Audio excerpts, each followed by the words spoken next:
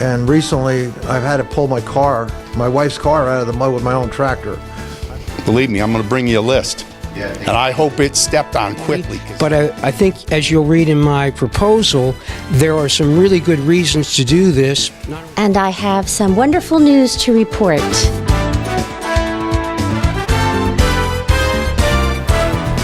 Hello everyone and welcome to Wellsboro homepage. I'm Johanna Vogt. The Wellsboro Borough Council meeting was held March 11th at the Borough office. Reports were given, motions approved, and a number of citizens shared their thoughts, which included concerns, ideas, and a good report. Here are some of the highlights. Before we start with the minutes, we're going to have the opening of the bids for the paving. The first one is from HRI. Their bid is $276,273.30. All right, the second and final bid is from Glenn Hawbaker Incorporated. Their price is $298,213.40. So with that, I would recommend the council approve the bid from HRI. All in favor? Aye. Opposed? Motion passed. Motion to name Scott F. Boyce Jr. as the voting delegate for the Pennsylvania State Association of Boroughs, with John E. Wheeler serving as the alternative voting delegate. Second? Second that. Louis? Discussion? All in favor? Aye. Opposed? Passed.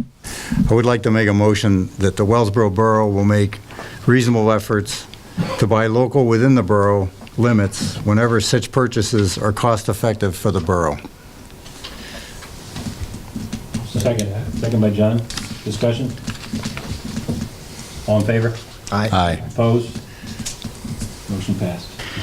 Okay, the community-wide yard sale is scheduled for April 12th and 13th. Yard sale permits are not required for any sales held on these days. Spring cleanup will be held during the week of April 15th. Pickup will be held on your regularly scheduled garbage pickup day. When we come back, we will hear from a number of our citizens on various issues. Stay with us.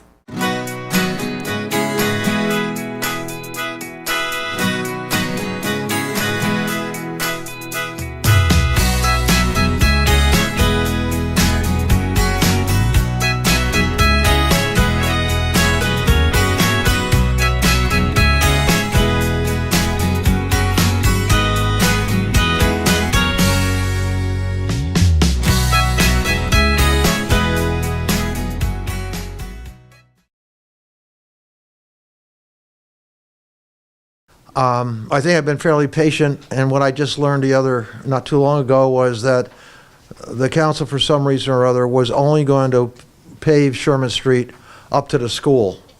I've been living in a mud patch for that period of time, a total of over 18 years, and recently I've had to pull my wife's car out of the mud with my own tractor. I've been maintaining part of that road myself because nobody in the town has even put a firm base in that road.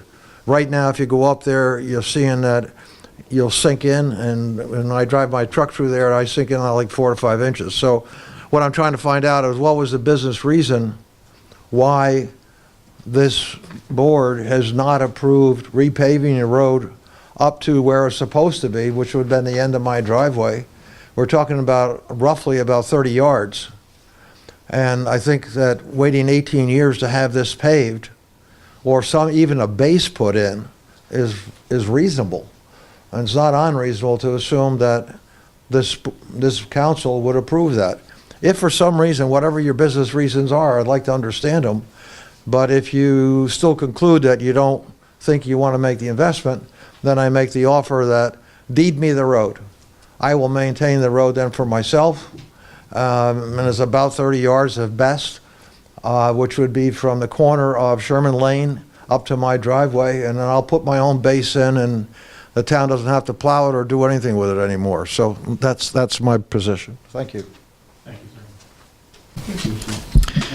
Okay, for discussion purposes on this article here, I can understand his point there, but the letter that he sent to give him the rights for $1 for the section of borough land to be future expansion if we ever have to go over the hill. If you take a look at the map here of the possibility of future expansions up there, we can't at this time give that away for $1 for any reason. We have looked at what it would cost basically to put a base under that section, which we are looking into right now. But I would say right tonight to make a motion to deny the $1 turnover fee. You making a motion? Yes. That formal motion, Mike? He did. Okay, I'll Is there a second second? that. Any further discussion on that motion? All in favor? Aye. Opposed? Mr. Miskowitz, we will look into trying to do something with the base up there. Good evening.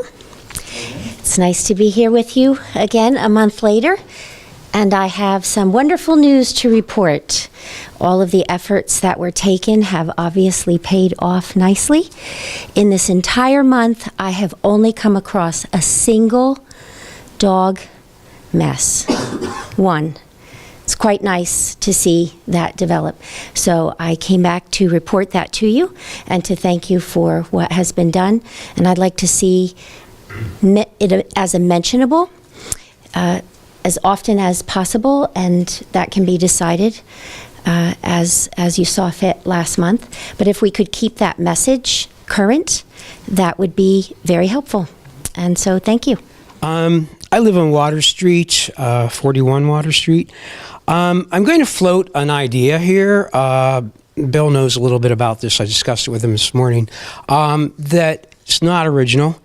That Wellsboro consider establishing a community garden to benefit both the people in the community who would like to raise their own fruits and vegetables, who do not have land.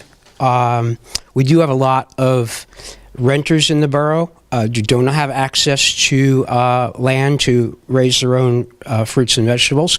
And so this would be something that I'd like you to consider at a future meeting. I have a proposal here that I've 9 copies of, and I can distribute to Borough Council. And if you pass it on, Chief, thanks. What I'm proposing is that there would be a nonprofit organization established that would run the community garden, maintain the community garden, develop and raise funds for it, so that this doesn't become at least I don't anticipate it being something that the borough would be burdened with financially, but would support with maybe just in-kind services, support. And essentially, we would have it on public land that then could be accessed by families who wanted to come and maintain raised bed gardens of their own for their family. Where Bill comes in is that with the food pantry, and he knows me as a volunteer there, we did last year with another organization do on private property a community garden that was all produce went to the food pantry. Now, we had a terrible rainy season last summer, and we didn't get much out of that one plot. So we're just trying to do that as a demonstration of what could be done. And I know that there have been other proposals of this kind. I know that Packer Park had something at one time. So I know a little bit about the history of community gardens in the community, but I think as you'll read in my proposal, there are some really good reasons to do this, not only pride in community, but also the way that we can support our food pantry and the way that we can educate our youth to appreciate how growing and nurturing plants to fruition is something that that they need to be outside, away from video games and all that sort of thing, and doing something that serves their family and their community. So I don't know when you can get this on the agenda or if it ever will, but I'm here to tell you that there are, Jackie came with me tonight, and there are others like her. We're a small group right now, but we'll have a meeting in 1 month's time to see what other interest there is, and I hope to come back and report that we do have that. And by the way, last year, when I went up and down Main Street, 80% of the people I asked for contributions, your businesses, contributed to our small community garden last summer. So I know there's support for it. Thank you. How soon would you have to know? Well, growing season. Yeah, well, I know. Upon us, that's the problem. Yeah. Okay, thank you, Kevin. Anyone else? These BOCA, National Property Maintenance Code Enforcement, is that ever going to be enforced toward the rental properties? Houses, residential? It is now. It is? All right. We don't do like rental inspections. You don't do, I mean, so the rental homes, properties, we don't, there's no inspections on them? There's no standard? Well, if There's no standard. property maintenance. That falls under property maintenance, wouldn't it? If there's a violation. Yeah, if there's a violation, I'm aware. It's Well- makes us aware of. But we don't have an actual go out to the site inspection for rental. So what you're saying to me, if somebody says they see a violation, you all go inspect the home? The residential home, the rental? Someone would. That'd be you, probably. Yeah. You will? All right. Because the reason I'm asking this, here in the past year, I've looked at some properties, rental properties, thought about buying them, and I'll be quite honest, Slumlord USA. They're eyesores of this town for one thing. Severe eyesores and safety issues, no extinguishers, no egress, windows not going up and down, and these people got people in there living, stacked like dirty laundry. When I mean stacked, there's way too many people living in some of these homes. And a lot of them are slumlording. I don't know if anybody up here has rental properties, and if you're doing that, it's not the right thing, but I'm just saying, believe me, I'm going to bring you a list. Yeah, And I hope it's stepped on quickly, because some of these conditions are severely terrible. I mean, bad. Yeah, what we could do to get inside the home is we'd have to do the rental inspection ordinance. We'd have to draft something. Outside, I can just look, but inside, I know, but inside, I cannot go into a house. But if we get the, have those BOCA. right, if we do the inspection program, we'd have to talk about it. And we'd probably have like a third-party inspector run it. Well, you know, the census says that 40% of Wellsboro housing is rentals. I find that number a little hard to actually believe, but it's certainly something in that range. That's a lot of housing. And so, yeah, a rental inspection ordinance, especially one where the homeowner does not live in the home.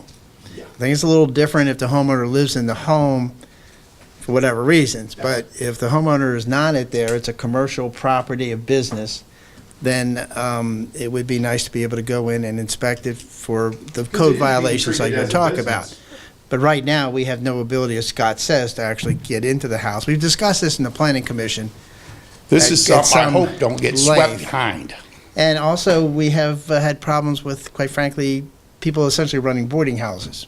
Yes. You know, so rather than have individual apartments, they just pile people into a house. But again, it's the same problem. First of all, we don't know where those are unless they come to our attention. And then we have no way to get into the house. Although a boarding house would technically be a violation of the zoning ordinance. Well, what I can do is, I know Mansfield has one of these ordinances. Yes, they do. I'll go get a copy of theirs and I can present it to council and we'll move forward. That'd be awesome. That'd be awesome. Another question. What do we have, do you all, I mean, as we all know, the industry around here is like disappearing, like, I mean, poof, everybody's leaving and running. There's not jobs. We're building low-income housing because there isn't employment. But, I mean, do you guys, is anybody marketing this area? Do we ever hire a marketing company to say, hey, Wellsboro has this plus, plus, plus? There's a lot of pluses. But if we don't throw it out there, I mean, they're going to keep disappearing. I mean, these kids, they're running. There's no jobs. Yeah, the chamber does a lot of that. They do. They market this area real heavy to big corporations. Them and Grow do. TCDC, and I can't remember their new. I mean, Tioga. what's the last big company they've had in here? I mean, seriously, I mean, they're not getting them? Because I'm surprised. There's a lot of pluses to this area. Are they offering tax breaks, any of that? I mean, Well, Wellsboro participates in the tax break program. So if somebody comes to us, council can approve that. I know what is it? Grow Tioga? Develop Tioga. They've just completed entering all of our attributes, I'd call them, into the statewide website. So there is work being done. And my understanding is the railroad's going to get addressed to be able to come back into town this year. So I believe there are people working on it. all right. Because it just seems like it's turning into a ghost town. No, I understand. It definitely Yep. is. I mean, and that just, it's not a good thing. No, I know. Oh, I agree with that. Because Yep, this we need- area, I mean, I've lived in the city, and you come here, it's beautiful. There's a lot of things to do, you know? They got to sell it. I'll answer a couple of items now. One of the discussions we had before on this same situation, how many skilled laborers there is in this area? None. There's nothing here for them to direct them. So now a company was coming, just say for instance a company wanted to buy Osram. Yep. Where would they get their workers from? They will come to you. You build, they'll come. And I know that for a fact. I can give you an example. Want me to give you an example? Go ahead. Daytona Beach, Florida. I'm going to give you an example. Right there, I was just there. I lived there for 20 years. It's a city now. It started out small. As they start building, people come. They come and they keep building, you know? You build something, they'll come. It's a known fact. Do you want to I mean, that's comment on simple that, anybody down there? I just have a problem with that because I know we've tried our darndest. Yeah. to get somebody. We haven't been sleeping on this. Well, I think you all have, because Nah. everybody's disappearing. I think We have not been sleeping. a lot of people have been working very hard, but I will venture my opinion. Well, the problem is that in America today, there's no logic for a manufacturer to stray too far off the interstate. And that's the primary location factor. And all you got to do is look around the country. So we have the interstate over there running up the Tioga River Valley. There's plenty of land there. It's flat. It's utilities. You cross into New York. There's a lot more land with railroad and pretty good power lines going right through there. There is simply, I think, no reason why a manufacturer would come over here in the future. I mean, that's just the reality of the geography that we face.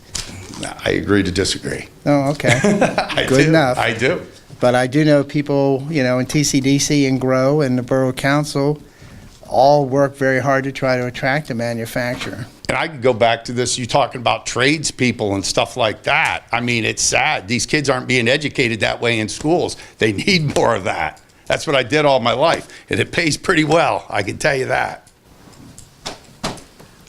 And Tim, if I might, there are plenty of organizations, Chamber, GROW, Fund for the Development of the Northern Tier. They would be happy to accept financial donations for membership in these organizations, because they really are doing as much as they have been able to and been knowledgeable enough to do. And they've been addressing the Route 15, or where the section from north of Williamsport, the efforts that have been doing with that, going to Route to 99. Yeah, so instead of waiting for the whole in 15 to become Interstate 99, there's efforts being made to not wait for the Bellefonte interchange. All right. Okay. Which has been a big part of the holdup. So instead of waiting for that, the secretary has agreed to look into just designating Route 99 from north of Williamsport to the New York State border, which is, you know, the area that we're mostly concerned about, because many industries do look at when they're looking for relocation or location. A lot of times, one of the first questions on their list is, how close are you to an interstate? And if so, I guess the short of it is there's lots of people doing behind the scenes efforts to do what we can to both keep them here and attract new ones. But a lot of times they leave and without any ability to hold them here, other than because they just keep getting purchased by larger and larger corporations and businesses. I realize that, yep. All right, thanks. Thank you, Tim. Any other public comments? Is there a motion to adjourn? So by John. Second. Meeting's adjourned. Borough Council meetings are open to the public and held on the second Monday of every month beginning at 6:00 p.m., unless otherwise stated. Thanks for joining us today on Wellsboro Homepage.